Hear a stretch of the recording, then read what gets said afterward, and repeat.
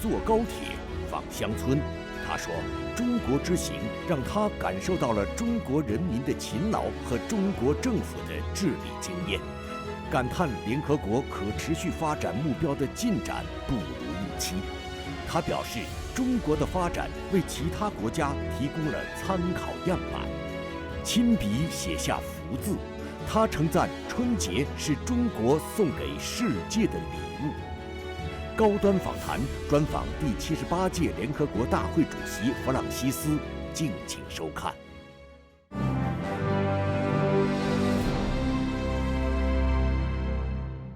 关注国际焦点，洞察世界风云。大家好，欢迎收看本期高端访谈，我是王冠。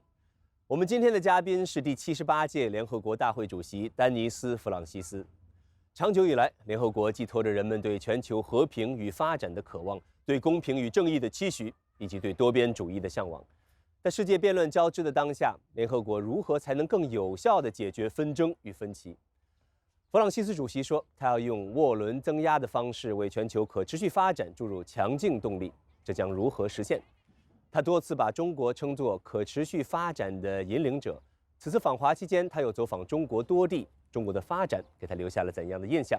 让我们一起走进本届联大主席弗朗西斯。His Excellency President Dennis Francis, welcome to Leaders Talk. It is an absolute honor for us to have you with us. Thank you. We know that in the past few days, you've been traveling across China, across Chinese cities, Yes. Visiting the countryside as well as the tech hubs. And we heard that this morning you visited the Great Wall and the Forbidden City. Yes. How did you like what you saw? I loved what I saw. I found it truly amazing that China has been so successful in transforming itself, really, and achieving such heights of performance in a broad spectrum of areas, in infrastructure, in poverty alleviation, in women's empowerment, in education. These are precisely the goals that we have at the United Nations in the context of sustainable development and the SDGs. And it's very gratifying and inspiring to observe what China has managed to achieve through great effort, no doubt. It didn't happen by magic. These things require effort and discipline and dedication. And that has been manifest in what China has been able to achieve. So it's been really a voyage of discovery for me to see all of this in action, policy in action on the ground, impacting people's lives in very positive ways. We understand that you took the bullet train from Yes. Shanghai to Beijing. Yes. May I ask you, on a scale of 1 to 10, how would you rate your experience of the train ride? 9.99999. Infinite. Infinite. Really. I mean, I've taken bullet trains in other parts of the world. The experience does not compare to what I experienced on the train between Shanghai and Beijing. It's quite extraordinary. What about the countryside, the so-called the new countryside that you visited? Uh-huh. What did you see there? I saw in the outskirts of Shanghai a poverty alleviation project, very well organized, nice, sturdy houses. I spoke with the mayor and the deputy mayor. They explained to me how decisions are made in the community, involving the people, ensuring that their concerns and priorities are taken on board. It was really quite an experience, a good experience, to see how governance is organized in China, and also to get a sense that the people are very comfortable, that they feel a sense of fulfillment, that their communities are strong and cohesive and doing well. And ultimately, that is really what life is about, isn't it? 弗朗西斯出生于中美洲国家特立尼达和多巴哥，有着40多年的外交工作经验。2023年6月1日，他被选举为第78届联合国大会主席。和平、繁荣、进步、可持续是他为自己任期设定的4个关键词，也是他希望中国能与联合国携手推动的目标。作为联合国安理会常任理事国，中国始终支持联合国，支持多边主义。2023年11月，中国担任安理会轮值主席国期间，成功推动安理会通过新一轮巴以冲突以来的第一个决议，呼吁在加沙地带实施人道主义暂时停火，为维护和平做出重要贡献。同时，中国坚持以人民为中心，致力于可持续发展，与联合国理念高度契合，也为发展中国家走向现代化提供了参考样板。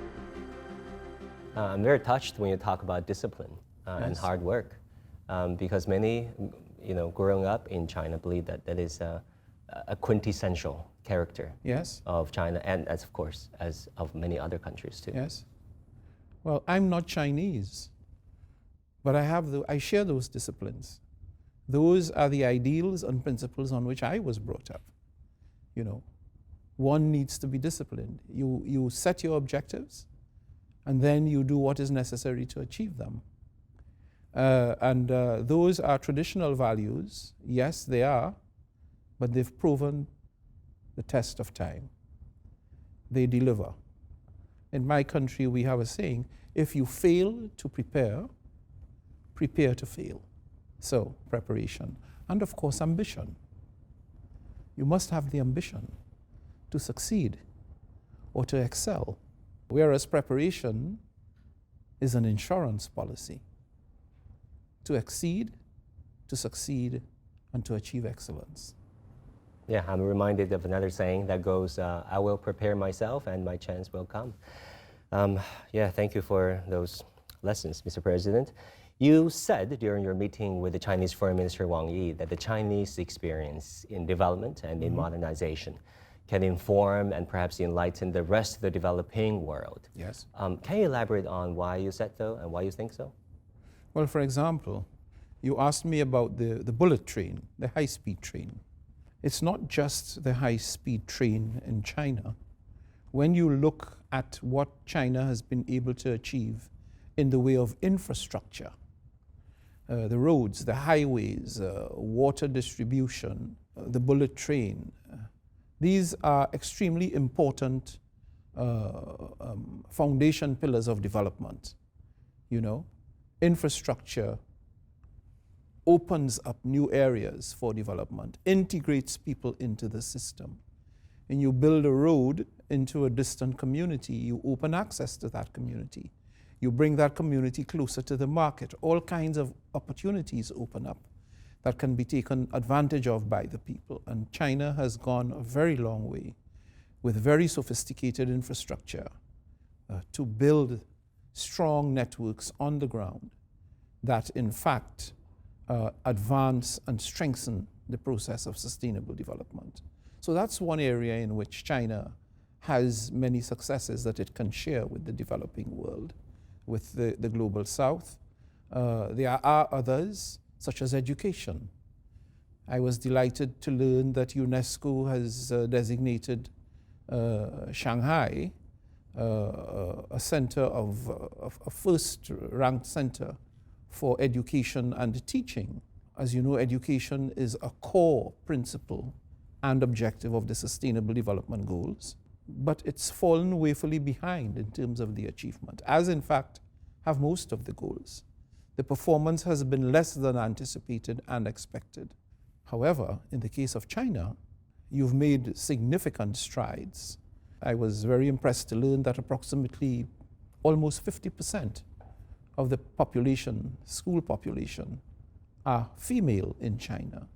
In many parts of the world, as you know, girls are denied a formal education with long-term implications for the stability of the society and for the functioning and well-being of the society, not in China.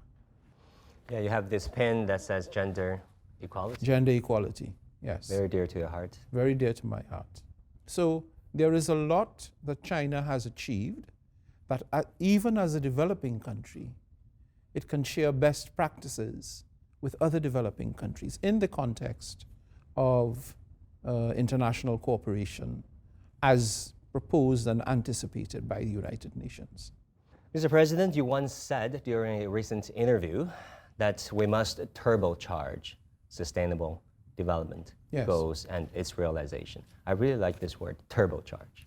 That shows the urgency and necessity, of course. And then this Sustainability Week to be held in April Yes. is your brainchild. Maybe you can talk to us about the necessity of catching up on achieving and realizing the sustainability goals. Where do we fall short in particular? Okay. Let me say first of all that my use of the term turbocharging the SDGs, I did not invent the term. I've in fact borrowed it from the Secretary General, and I use it regularly because I think it aptly captures what needs to happen with the SDGs. We are way behind. There are only 6 years left to 2030, and so we need to be focused, disciplined, and dedicated in making progress there. But in relation to the other part of the question that you asked about how we can catch up, the means by which we can catch up, there's no doubt that the SDGs require the undertaking of reforms. And those reforms, for them to be implemented effectively, requires resources. Resources that most developing countries, particularly the most vulnerable, small island developing states, LDCs, LLDCs, do not have the wherewithal to finance internally. And there's a very good reason why they don't. That reason is that they are burdened with the overhang of debt. So Sustainability Week, as we have conceived it, is a flagship project that will focus on 5 primary areas, sectors of the economy that we believe are of extreme importance to several developing countries. And they are tourism, infrastructure, energy, debt sustainability, and there's one more, which transportation. Those sustainable development simply would not be possible without an effective, well-organized transportation system. Infrastructure we spoke about earlier, the necessity for infrastructure to unify markets, to bring people together, to bring people into the system, to facilitate the movement of goods and people. And finance, not forgetting finance, because people in the far reaches of the country, out in the countryside, they have financial needs. They need to undertake transactions. So Sustainability Week is intended to bring a sharp focus on those areas which are critical to sustainable development, and also to use the term again, to turbocharge progress towards the achievement of the SDGs. We are not by any means leaving the SDGs behind. In 2015, we committed to doing the SDGs, and we remain committed to achieving the SDGs by 2030. Mr. President, there are 865 million people still in poverty, according to yourself. Yes. That is stunning. You expressed amazement just now, a minute ago, about the fact that 865 million people are still living in poverty. Translate that 800 million people to 800 million people lifted out of poverty by China. And you see the magnitude of the achievement, how powerful it is, how impressive it is, and how unique it is. And that's why we think that China is an ideal partner with the United Nations to share these experiences. President Francis, talking about war. Yes? We have one right now in Gaza. There have been multiple United Nations resolutions calling for a ceasefire in Gaza, an immediate ceasefire, because people are dying, children are dying. Yes. And that continues to be a major, major worry for us in the General Assembly and for the wider United Nations. Forget not that the aim of the United Nations when it was set up, and even now, was to save humanity from the scourge of war, the pain, the suffering, and the degradation that war imposes on human beings. And that remains valid to today. But the General Assembly has not sat idly by on its wrists and done nothing. We have in fact passed 2 resolutions in the General Assembly, and I'm very proud of my colleagues in the Assembly that this has been so. We passed 2 very strong resolutions, both calling for an immediate ceasefire, the immediate unconditional return of all hostages, the facilitation of access to Gaza by humanitarian agencies in order to carry out their responsibilities to provide aid and support to those who need it, and for there to be dialogue and diplomacy between the 2 parties, the initiation of dialogue with a view to finding a permanent and lasting situation. I have to say that those 2 resolutions were passed in the General Assembly. They've not been implemented, and those resolutions were passed at the height of a period when the Security Council itself, after several attempts, had not been able to adopt a resolution on Gaza. It was only in the wake of the General Assembly first resolution, and with China's assuming the presidency of the Security Council in November, that the Council found its way to adopting a humanitarian resolution on Gaza. It is a major worry, the situation in Gaza. It persists. As it stands at the moment, starvation is a real problem. The probability of public health diseases, lack of water, people are living under the most dire conditions, totally unsatisfactory. We continue to hope. In fact, let me use the opportunity of this interview to call yet again for a ceasefire in Gaza. It really is the beginning of a process that could amply and necessarily take care of the humanitarian needs of the people in Gaza. Let me say this. Humanitarian needs are needs of people in desperate situations. They have no options. They can't go somewhere else. In fact, they're locked in, and the clock is ticking. So one hopes that the relevant authorities will see how important it is to take action to address those humanitarian needs. President Francis, China has been identified over the years as a staunch supporter and active contributor to multilateralism and to the United Nations system. In recent years, President Xi Jinping also proposed these very important initiatives on development, Global Development Initiative, Global Security Initiative, and Global Civilizations Initiative. How do you think these latest Chinese initiatives and Chinese efforts over the years are contributing to the UN mandate and to global peace and development? Well, you're quite right. What we need now in the world is an intensified period of international cooperation and solidarity to bring people together. Because the only way that we can address the challenges that are out there, no country can unilaterally address the problems that need to be addressed. The UN mandate does in fact prioritize peace and security, and by extension, stability. We need all countries to cooperate and collaborate in finding the solutions. And that's why the dialogue and the cooperation is possible. Because in that dialogue, in those discussions, often you find a formula that most countries are willing to accept. And so we have to recommit to the fundamental principles of the UN, the principle of peaceful resolution of disputes. It has to be front and center in everything we do. I think we have to accept that without peace, development, sustainable development, will never be realized.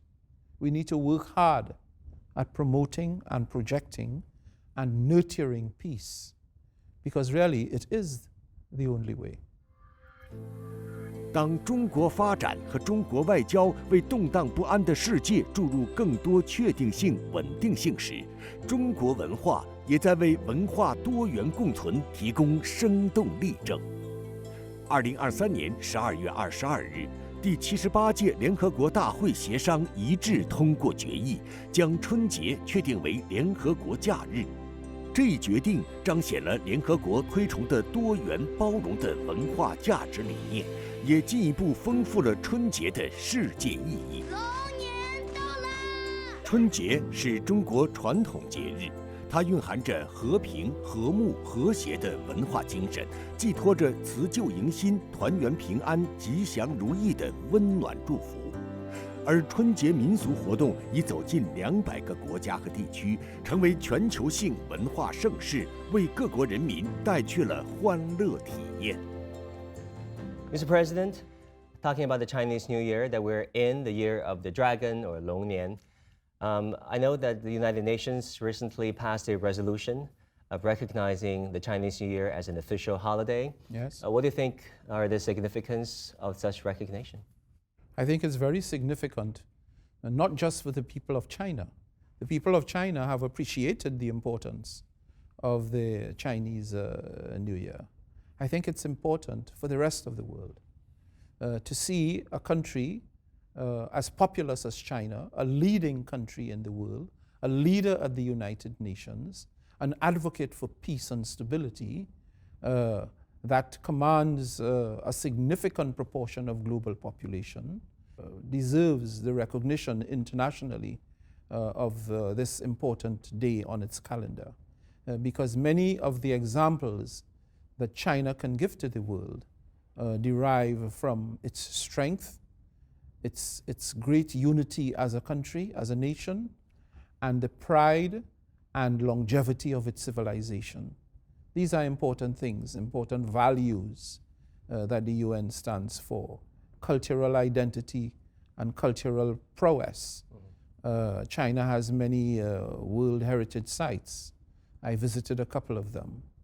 So the Chinese Lunar New Year is in a way China's gift to the world in celebrating life, development, success, but most of all, celebrating the welfare and well-being of people. That is the mandate of the UN, to improve human welfare and well-being and to save humanity from the pain of war and degradation. So I'm very proud of China's achievement. And if I may, I'd like to take the opportunity of this program to wish the government and people of China a happy New Year. Thank you so much for your time. You're very welcome. We really enjoyed the interview. Thank you. Thank you, Mr. President.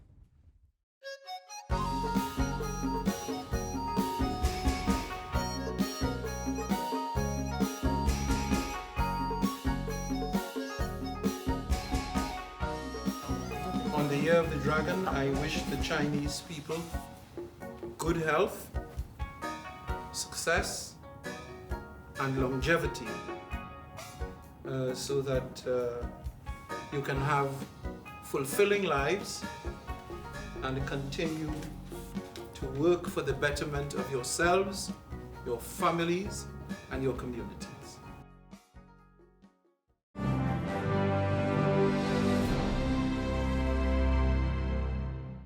采访结束后，我们邀请联大主席为中国观众送上新春祝福。在描摹中国福字的时候，他一丝不苟、认认真真地写了7分钟。他说不能辜负这个汉字和它背后的美好寓意。他还说要借用这个福字，祝广大观众朋友们和全球华人朋友们新春愉快，龙年大吉。好，感谢您收看本期高端访谈，我是王冠，我们下期再会。